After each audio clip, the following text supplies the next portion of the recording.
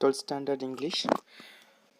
Now we are going to learn about figure of speech. What is the figure of speech? First, a figure of speech is a departure from the ordinary form of expression or the ordinary course of ideas in order to produce a greater effect. Actually, these figures of speech, we can identify that the poem lines, that poetic device also we can use. Whenever you say something but you don't mean it literally, you are using a figure of speech. Let's say you are about to head out the store and your mother says, "You better take a jacket. It's raining cats and dogs out there." Does your mom literally mean animals are falling from the sky? Just they ask question. Okay, first figures of speech is simile. A simile is a figure of speech that makes a comparison showing similarities between two different things. Just we have to compare. That direct comparison we can use. A simile draws a resemblance with the help of the words like or as.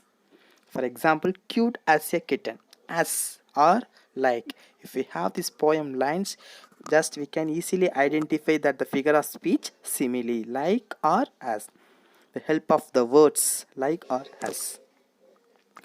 Wise as and old. That for example, my dog is as smelly as dirty socks as.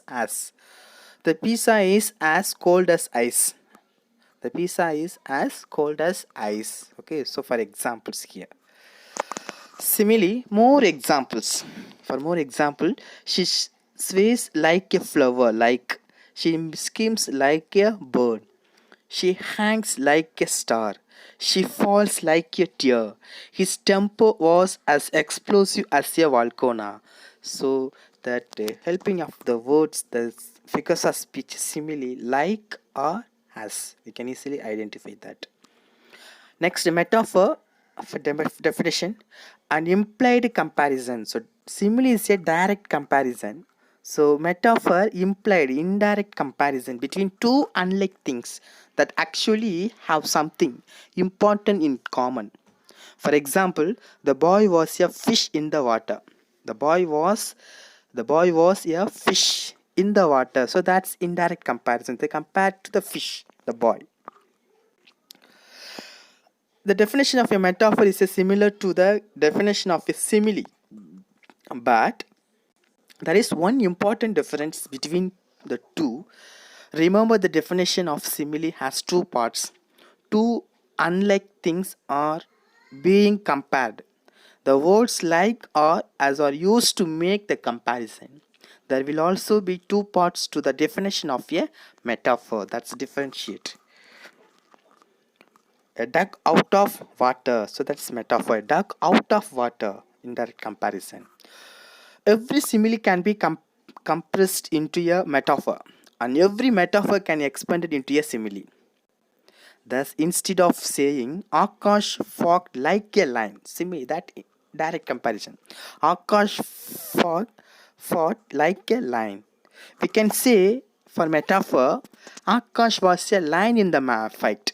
Akash was a lion in the fight. Indirect, implied comparison. Metaphor and simile differentiate. Use the following examples to figure out of the definition of metaphor. Simile. Mike is like a teddy bear. Mike is like a teddy bear. Simile. Mike is as soft as teddy bear. Simile. Metaphor. Mike is a teddy bear. So Mike is a teddy bear. Indirect comparison. Simile. That boy is like a big.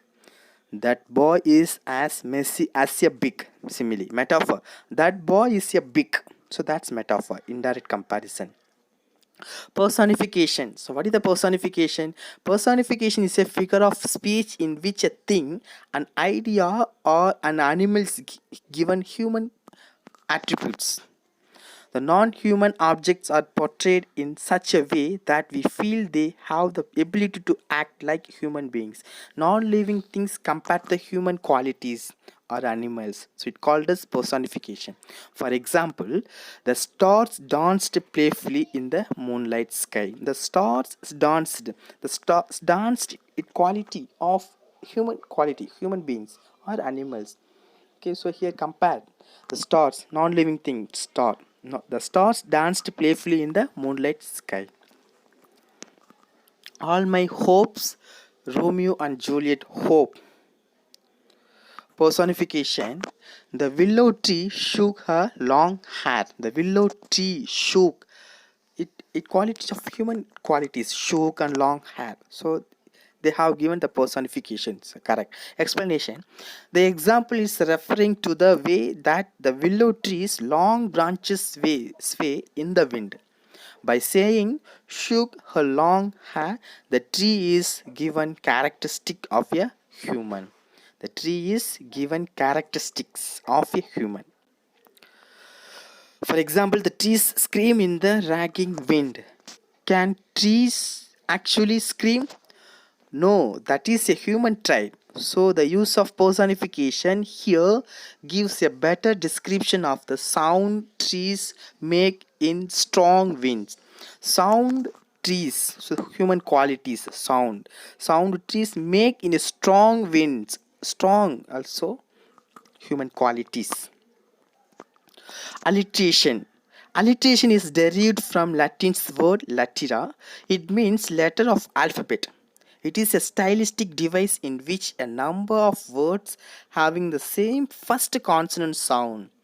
We have the first consonant sound occur close together in a series. For example, Alice aunt ate apples and acorns around August. So A, aunt A at ate apple A and A acorns A around A August A. So the consonant sound, first consonant sound close together in a series. So that's called as alliteration. Alliteration always admired Miss Angelique Capella. Alliteration is the repetition of beginning consonant sound. That is the alliteration, beginning consonant sound. Consonant sound such as 6 silly swans went swimming in the sea. 6, yes. Silly, yes. Swans, yes. Swimming, yes. In the sea, yes.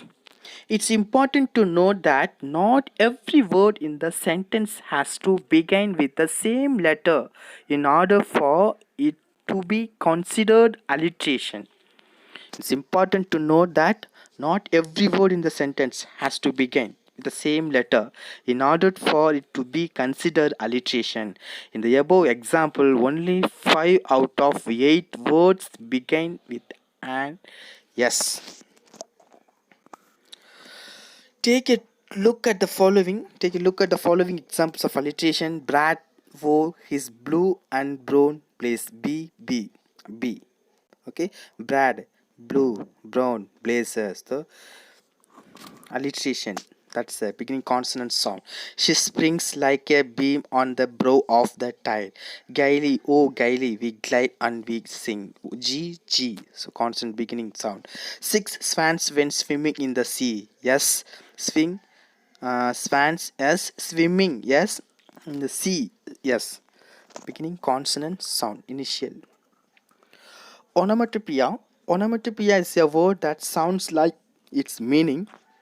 It can also be described as the use of a word which imitates a sound.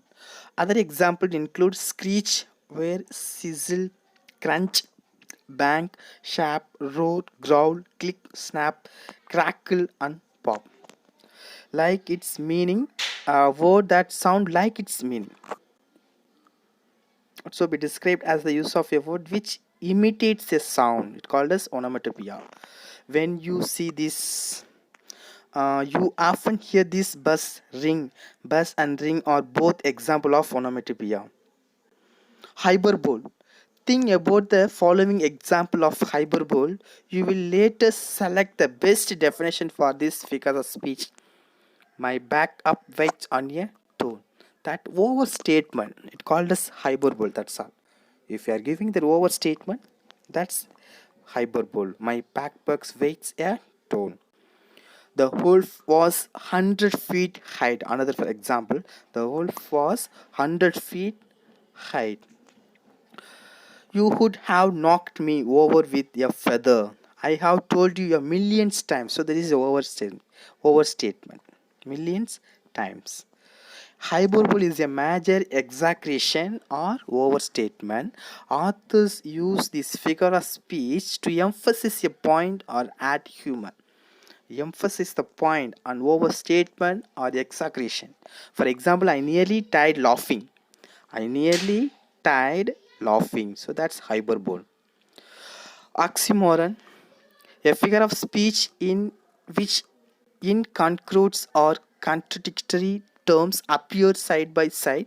Example: act naturally, random, order, original, copy, conspicuous, absence, found missing, alone, together, criminal justice, old news, peace, force, even, odds, awful, good, student, teacher, defining, silence, and definite possibility, definite maybe, terribly, blessed, ill health, turn up, missing, jumpo, loose tights, small crowd, unclearly misunderstood. That's oxymoron, figures of speech in which incongruous or contradictory terms appear side by side. It called as oxymoron. Oxymoron is a special form of antithesis whereby two contradictory qualities are predicted at once of the same thing. I am busy doing nothing. Oxymoron example: known, secret. So that's oxymoron, the opposite of the word. Known, the opposite, secret. Orderly, confusion. Deafening, silence. Confirmed, rumor. Awfully, nice. So that opposite. Antonyms, how did you learn? The same thing, that oxymoron. Apostrophe, addressing some who is dead, absent, or a non-human, as if that person or thing was present. For example, oh cell phone, why won't you loud my messages? Addressing someone who is dead, absent, or a non-human, as if that person or thing was present. Next, last one, ironing, the use of words to convey the opposite of their literary meaning, a statement or situation where the meaning is contradicted by the appearance or presentation of the idea. For example, women, I started riding this train in the 40s. Those days a man would give up his seat for a woman. Now we are liberated and we have to stand. Elaine, it's ionic. Women, what's ionic? Elaine, this is that we have come all this way, we have made all this progress, but we have lost the little things, the niceties. Okay, that's iron is not important for us up to apostrophe and oxymoron and personification, metaphor, simile. Okay, thank you.